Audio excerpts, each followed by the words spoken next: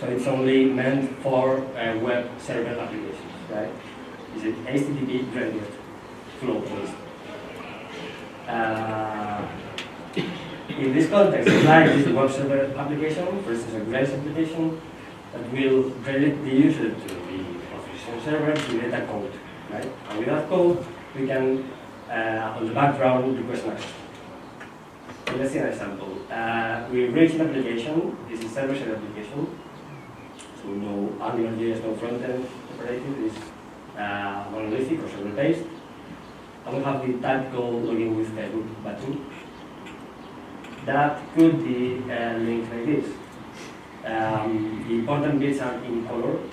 So response type is the response type the client is expecting from the authorization server. In this case, we are requesting a code. Client ID is my client ID. And the URI is where the authorization server has to redirect the user back after the authentication has taken place, right? And the scope is essentially the permissions I'm requesting in that authorization server, and that depends on the authorization server we are using. For instance, Facebook has email and bank profile and a lot of more information, and depending on what you choose here, the user will be asked for granting more or less permissions, right? And for instance, if you're using, I don't know, GitHub, there could be another scope called repos or something else, right? So it depends on what you're using. The link will ask to the user to Facebook, we'll log in, and then we have to grant permission to the client application to access to user data, right?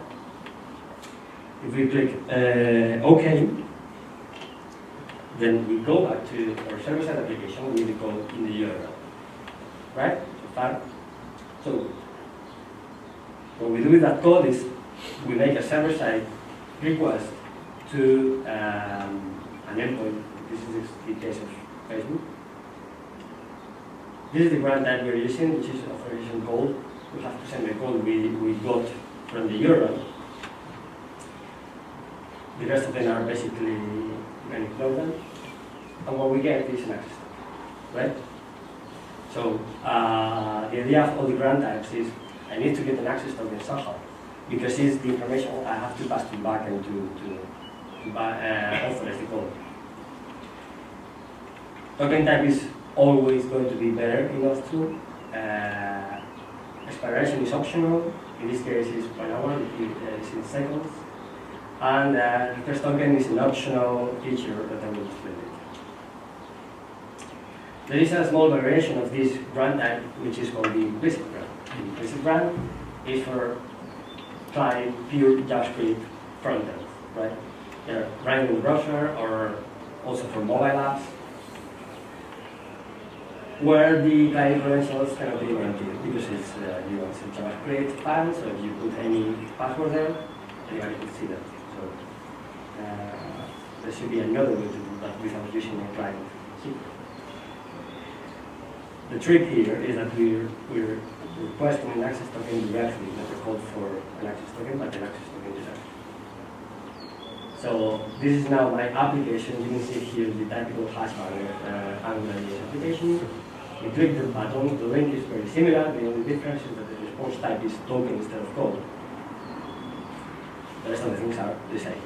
But obviously, the URI should be AngularJS URI. We go to Facebook, we grant permission, we go back to the application with the token on the URL. Okay? Third grant type is password credentials.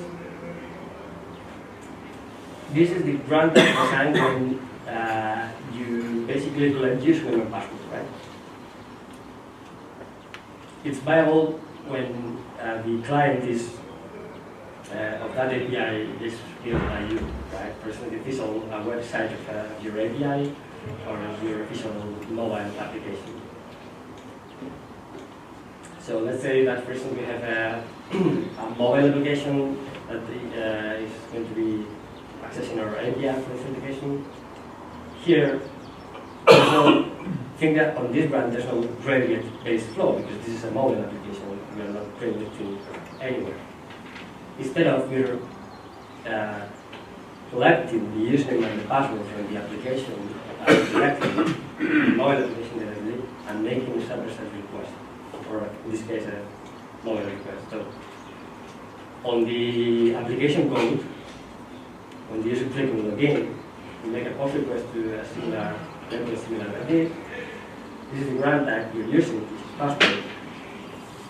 And this is the username and password of the user.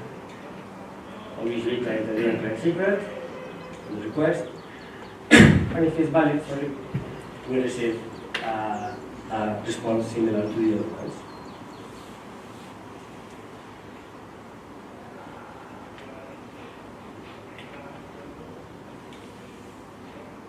And finally, we have the client credentials grant. The grant type is designed for service-to-service authentication, where no particular use is involved.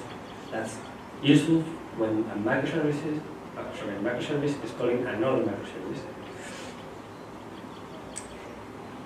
In this case, we don't need username and password and client ID and client secret, but only client ID and client secret. Right? We specify the grant type. And we got the response we needed, right? So the final goal of them is to get an access token. What do we do with the access token once we got them? Or in other words, how do we tell to the backend or to the resource server this token, this access token? There are a few ways. The most typical one is to send the token in a HTTP header called authorization. And the specification says that it has to be bearer space than the token, right?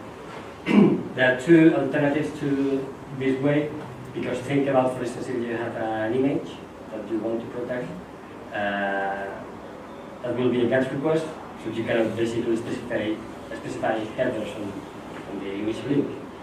So as an alternative, you can use a query string parameter called access token, and you concatenate the access token in the link.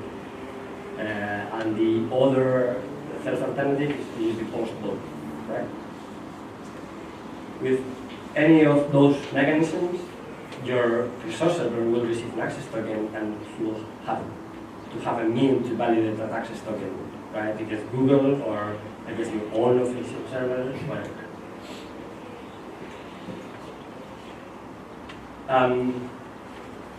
The token exploration is optional, right? However, if you look about all the implementations out there using Auth2, most of them, if not all of them, expire after a certain period of time. And optional as well, there can be refresh tokens. So the idea of the refresh tokens is that once an access token has expired, we can use the refresh token to get a new access token, right? And the idea is that the the refresh tokens never expire, right? This is designed to avoid the annoyance of constantly having the user to log in again if the token has expired, right? It's an optional feature, but most of the providers already support refresh token. That has an impact also on logout that I will explain later. In case you're using a premium application with AngularJS to break it from the backend, you have to use the implicit run. It's the only one you can use. It's already supported by all major providers. In the case of you having your own users, like a traditional, I don't know, LDAP or database or whatever, you can still use Auth2 implementing the authorization server code. And in case of a front application, you can use local storage, local storage to store the access token. Right? So I mentioned what do you do when you have your own user. So this is the traditional approach we've been used to, especially using Spring Security. So I got my price application. When I click on login, I got to the typical and famous login controller from Spring Security. This is what happening server side. This is a traditional form-based authentication using the HTTP session and so on and so forth. So after I logged with my credentials, I got my welcome page. But I told you that OAuth 2 is a delegation protocol, so you have to separate the authentication from everything else. How do you do that? This is your application, but in this case the login is not the security login controller, but you're redirecting the user to something else. Essentially, this is your own implementation of an authorization server, right? You could use a security as well if you want, and it's the very same example I showed you with Facebook. The difference is that in this case, the users are yours. LDAP, database, whatever. So once you authenticate the user, you go back to your Grace application. In this case, I'm using the authorization code grant, but you could use it implicitly, right? That's the idea. So, having said that, how do we? This is not stateful so far. If we don't do something about it, right? Most of them are stateful, right? Because all the usual implementation is I validate the user, right? So I know the user is who it claims to be. Then I generate a token to identify that user. The question is, where do I store that token, right? If I store the token somewhere, I'm introducing the state and that stays. Because on a later request, someone will ask me about a token, so I have to have a place to look for the token. How we can make that truly stateless? The trick is to use JWT. So the JWT is a specification from the IETF. That's the formal definition. The plain definition is basically a secure way to encapsulate any data I want over unsecure transport URLs, right? So what can be JWT useful? For instance, for generating one-click emails. Like this command, and we'll go into that into the next slide. It's useful as well to achieve single sign-on. Once I got a token, I can share that token with different applications, and I really easily achieving single sign-on. And even if it's not the case, whenever I want to send a payload over a secure mechanism, okay? Use secure parameters or something like that. So think about that typical Grails URL mapping, right? This is the controller, this is the action, and that's the ID, right? Think that you send that URL into an email. So I'm in a blog application, and the user created a command and receive an email to delete that command, right? How that works. So when the user clicks that email, you will check, typically will check for a session for that user. If there's no STP session found, you will redirect the user to the login page. The user will log in, and after that, the user will redirect back to this URL, and the action will be performed. The problem with that is, again, we are introducing a step with the HTTP session. So you couldn't handle that request with any instance, right? Because it depends on the HTTP session. What if we do this instead of that URL, where that piece of information is containing adjacent to the information you want, right? With this trick, you can pass that request to any random instance of your service, and there's no place to check for that information because it's self-contained, right? How is that possible? This is how our JWT looks like. It's got strip out, it's got a header, claims, and a signature. The header tells the system using the JWT basically that this is JWT, this is open in the specification for later use, because there are other types, but at the moment it's only JWT. And the algorithm used for either signing or encrypting the JWT. In this case, it's an HMAC with 256. It's basically a digital signature. Then we have the claims. The claims is another JSON object with all the arbitrary data I want to transfer. There are a few fields on the specification that are mandatory, like for instance the explanation. This is made in the Unix format. There are more fields, like for instance the audience, the subject, and that kind of stuff. And I can include any other data I want, right? Any other JSON information. So for instance, I could include display security roles. So probably you're now imagine how to do this. What I'm doing in this case is storing the principal of the JWT. The first field is the signature. The signature is the header in base64, concatenated with a lot with the payload in base64, the claims, sorry, and using a secret. That in the case of a digital signature, if it's encryption, then it's encrypted using as A1 or whatever, right? Public / private key.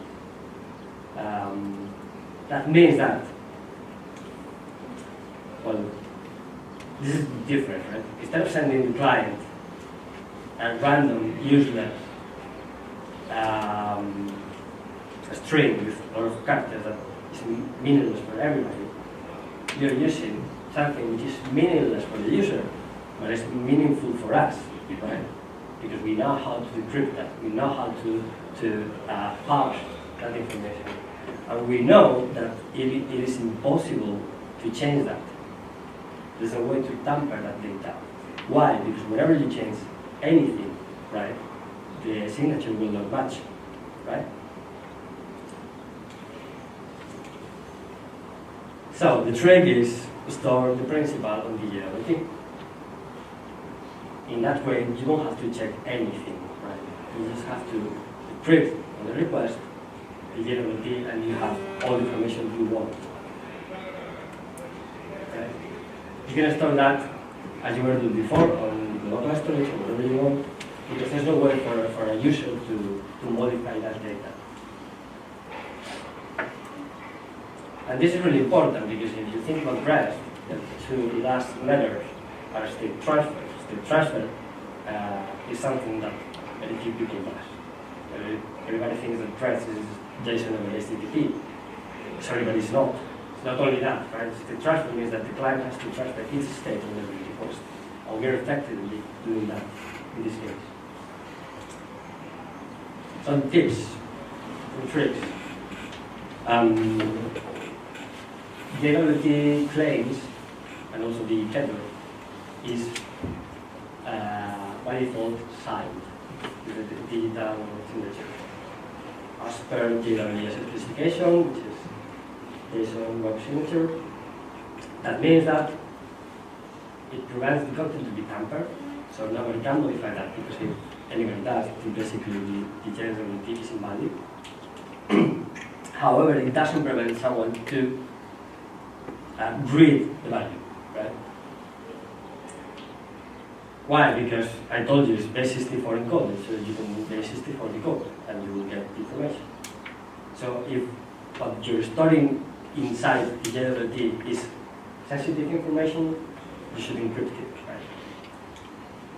And there is another standard for that, which is called JSON web encryption, that allows you to use any public/private key algorithm to encrypt your JWT. That way, it's not only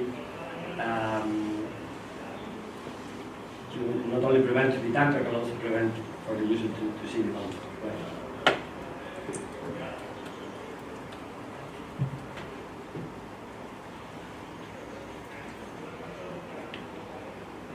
Having said that,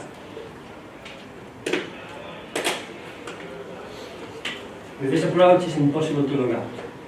There's no way to log out. Why? First of all, because we don't keep state, right? The normal approach of logging a user out is because I have a state, I throw that server-side state away. That's the way I log out. Because I don't have that, I don't have a way to effectively log out in a stateless way, right? Because one thing I could do is, right, I could say, whenever I receive a token, I parse it, I get the expiration, I change it to a date to the past, so that token is valid. The problem is that if I build the JWT again, it will be a different string. So I'm effectively generating another JWT, which is not useful for the case because the client will still have the old token, right? So what can we do? One alternative would be to have a list of logged out tokens, right? Introducing a state. If it's really important for you to do that, then you can do it. Or I could log the user out on the client and throw the token away. Ignore the token away. If we combine that solution with short-lived JWTs, tokens that expire often, in my opinion, you're getting the best solution in terms of user experience and security and cleanness of the solution, right? So those are the options you have. And finally, some words about the plugin. So first of all, how many of you are using the REST plugin? Basically the REST perhaps. 1, 2, 3, 4, 5, 6. Good. You like it? Yeah. Great, right? It all started in GX London 2013. I was giving a talk about separating the front from the back, right? So instead of having monolithic applications, REST applications, have REST only for controllers and REST, and have something else in JavaScript, like AngularJS or whatever, for the front end, right? And someone asked me on Twitter, how do you handle authentication in that case? The idea was to use a token-based authentication solution. And I promised to create a plugin. A few days later, I got the first version of the plugin, so it's 1.5 years old, that plugin. What you have 1.5 years later is basically, well, I will explain later.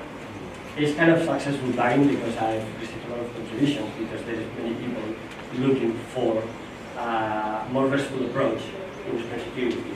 Why?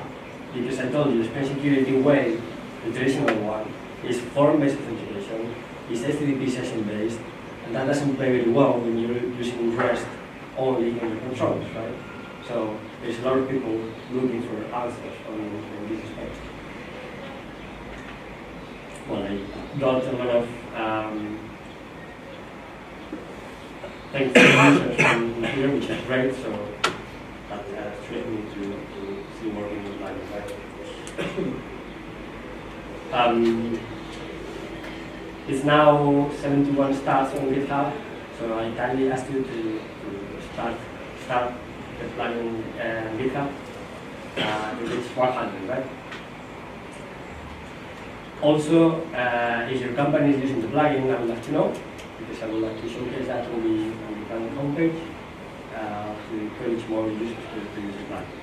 Because I suspect there's a lot of big companies using it, and I would like to specifically know. Essentially, the plugin is a layer on top of the Spring Security core. There is RESTful versions of the login and logout controllers, right? So think about the Spring Security core. You've got login controller with a form-based authentication and a logout controller with HTTP predicated thing. What I offer you is something similar but using a RESTful approach. So you're using a JSON with the username and password, and you get the access token, right? There is a token validation filter So whenever you send token on any of the three ways I told you, using a header, using a context string parameter, using the possible token is validated transparently on every request, and you get the principal on the security context. So that enables you to use secure annotations the same way you were using before. The latest implementation is Stateless by default. It's using JWT. It offers both signing and encryption. It's configurable.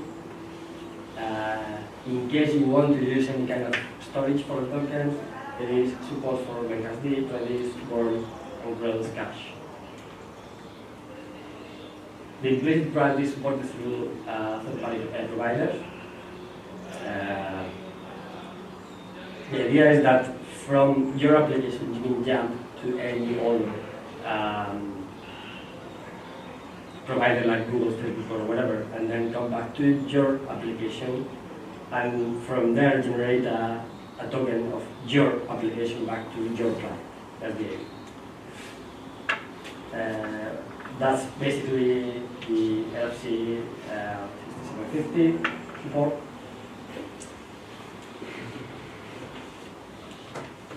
A little bit about the future. My immediate plans are to release the version 1.5. The later one is an RC2. I believe that release candidate for a few days or weeks. And if nothing major is found, I will release the final 1.5. I will maintain the plugin for 2 applications. Just for grade 3, there are several factors to consider. First of all, there's no sensitivity code for grade 3. Okay. Bad. Yeah, it's really bad. How are you working on that now? I literally am. Just started. Cool. So there's no specific code for grade 3, and I depend on a bunch of beans stored by the core plugin. So that prevents having this plugin for grade 3. Another thing to consider is that there is already an existing specific starter module for Spring Boot, which is, what grade 3 is based off. And another thing to consider is that there is already an official specificity for walls library from Spring Security, from Google in this case. I quite don't like that library because it's too springy, if you will, right? So you have that kind of factory proxy bin whatever thing. I think it's too complex. And in case of the JWT, they are starting working on the JWT implementation, but they are doing everything on their own. So they're manually parsing the digital signatures, and for example, they don't support encryption yet, because they want to do everything on their own. I'm using a library already existing, which works pretty well. So there are some things to consider. I still don't know what to do. The immediate plans is to give support to the plugin for these 2 applications. I will see what the future brings. More or less, the plugin from my point of view is feature complete, so I might add more features if you should add them. But in my head, I don't have much more to add to the plugin, so it's mostly feature complete. And that was all. A lot of content to quickly, and I hope you understood. So we've got 5 minutes for questions. I have a question. I was using your plugin. Now I understand all of them, and I know what I did bad. My question is, I using your plugin in a business environment for a customer. We have a lot of service, and we are starting to use the plugin in every service, and we have only one authentication service. If I understand well, I need to build a OAuth server You don't have to. We don't like to trust, or we can't trust in Google or Facebook. We have our own Users. That is right. We need to build our own servers. Is it difficult or? Well, two things. In the agenda, you can see that I explained you auth2 before talking about the plugin. The plugin is not a fully auth2 solution, right? Because the initial design was to make space security core more restful, right? The problem is that while doing that, I discovered auth2 and what it does and how it works, right?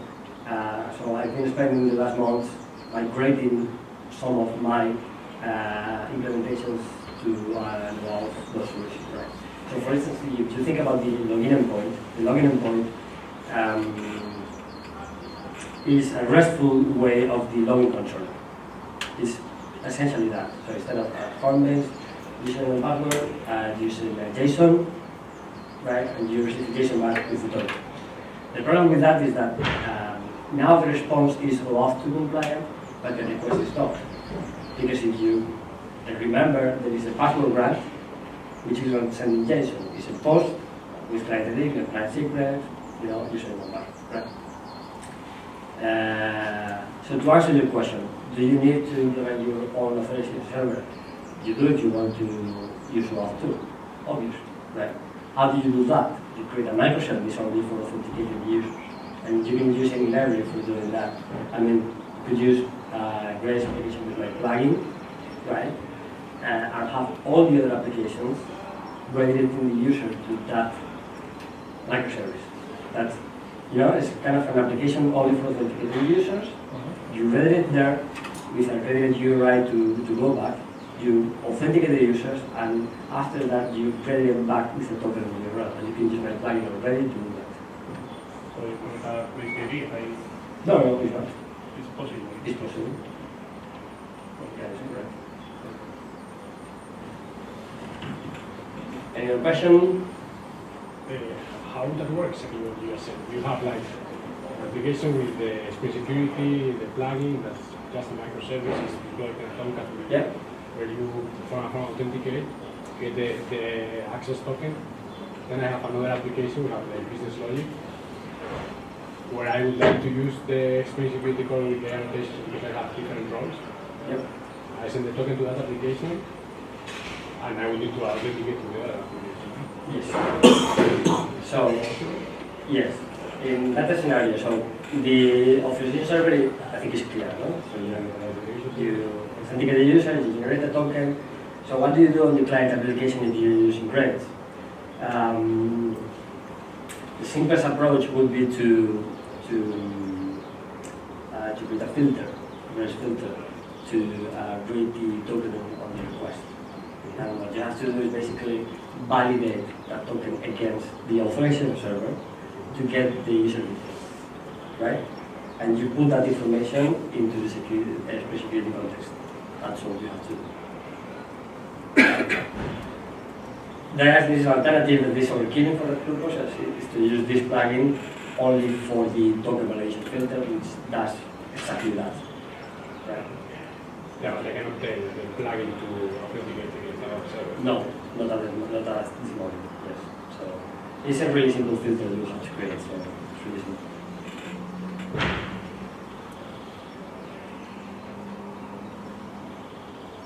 Any other question? No? Thank you very much for your time.